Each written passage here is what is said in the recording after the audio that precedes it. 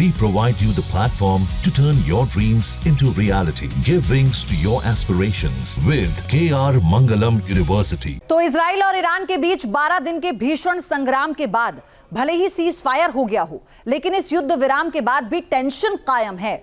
राष्ट्रपति ट्रंप और नेतन्याहू बार बार दावा कर रहे हैं कि बमबारी में ईरान का परमाणु कार्यक्रम पूरी तरह से तबाह हो चुका है, मगर अमेरिकी मीडिया ने पेंटागन की डिफेंस इंटेलिजेंस एजेंसी की खुफिया रिपोर्ट का हवाला देकर अमेरिका के राजनीतिक गलियारों में भूचाल ला दिया है।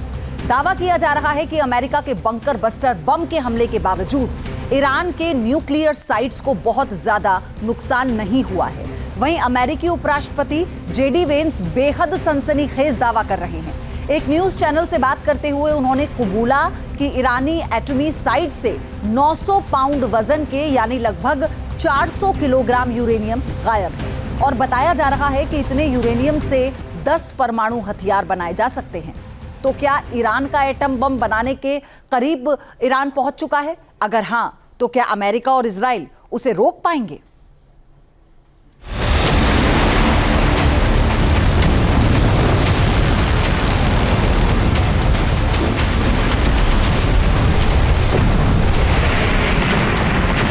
बारह दिनों तक ईरान और इजराइल के बीच तबाही मचाने वाला युद्ध हुआ।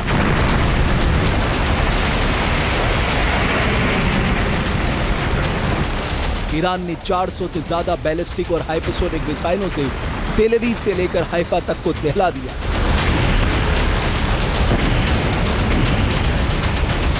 वहीं इजरायली डिफेंस फोर्स के फाइटर जेट्स ने ईरानी धरती पर बारूद की बारिश कर दी, चुन चुन कर ईरान के सैन्य ठिकानों, मिसाइल साइलों और एटमी सेंटर पर वार किया।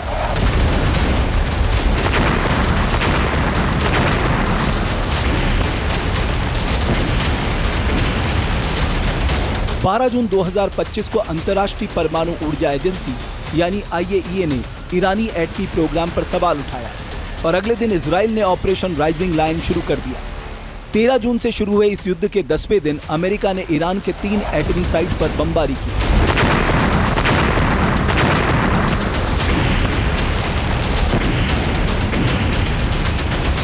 लेकिन अब सीज फायर के बाद सवाल उठ रहे हैं, क्या इजराइल और ईरान अपने मकसद में कामयाब हुए? क्या ईरान का एटॉमिक प्रोग्राम पूरी तरह से तबाह हो गया? या ईरान हर कीमत पर एटम बम बनाएगा क्योंकि उसके पास सैन्य ग्रेड यूरेनियम का जखीरा मौजूद है? क्योंकि अमेरिकी मीडिया ने ईरानी यूरेनियम और एटमी प्रोग्राम पर पेंटागन की डिफेंस इंटेलिजेंस एजेंसी की खुफिया रिपोर्ट के हवाले से बड़ा दावा किया है। दावा यह है कि अमेरिका के बंकर बस्टर हमले के बावजूद ईरान के न्यूक्लियर साइट्स को बहुत ज्यादा नुकसान नहीं हुआ है। अमेरिकी मीडिया के इस दावे को ट्रंप ने फेक न्यूज बताया है। एक तरफ ट्रंप अमेरिकी मीडिया के खुलासे को फेक न्यूज बता रहे हैं, वहीं दूसरी तरफ उनके डिप्टी जेडी वेंस ने बड़ा खुलासा कर दिया। वेंस ने ईरानी एटमी प्रोग्राम और उनके संवर्धित यूरेनियम को लेकर कहा है कि ईरान के 3 परमाणु सेंटर पर अमेरिका के हवाई हमले के बाद यूरेनियम का 400 किलोग्राम भंडार गायब हो गया है, जो 10 परमाणु हथियार बनाने के लिए पर्याप्त है। 60% तक संवर्धित यूरेनियम को ईरानी एटॉमिक साइट पर जमा किया गया था और अब माना जा रहा है कि हमले से पहले इसे हटा दिया गया था। जेडी वेंस के दावे की तस्दीक इन तस्वीरों से भी हो रही है।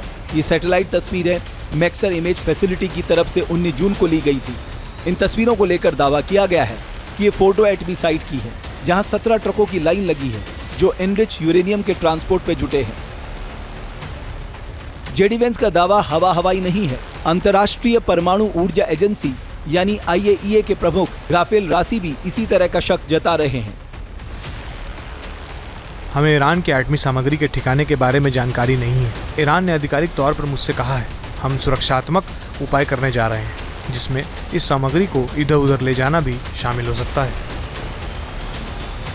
जेडी वेंस हो या फिर IAEA चीफ या अमेरिकी मीडिया, सबके दावे ईरान के एटम बम बनाने की ताकत पर एक राय रख रहे हैं। हालांकि ईरान का दावा है कि उसका परमाणु कार्यक्रम मिलिट्री ग्रेड का नहीं है।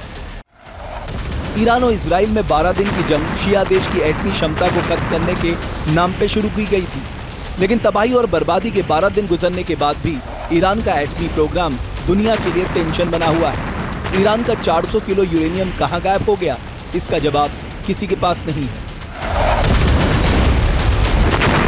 जहाँ भक्ति है हर शब्द में, कथाओं में छुपे हैं दिव्य रहस्य और ज्योतिष देता है जीवन को दिशा। धर्म से जुड़ी हर बातों को जानने के लिए हमारे चैनल स्तुति को सब्सक्राइब करें। चैनल पर जाने के लिए इस लिंक पर क्लिक करें।